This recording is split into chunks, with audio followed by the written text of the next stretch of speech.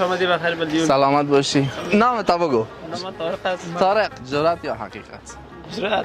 نمیتونی. امتحان میکنیم چی میشه. این نمیره دیگه با خودیا. ششته میشه دیروز. نه تو خمای فهم شیر هستی. نه دیگه. خورمی تلخ زیاد میخوری تو. نه چی میگم شوله تلخ. جانم هستی. خب باش ببینیم خب. نه خاصا کی جاکت ما تو خرخشی کردی.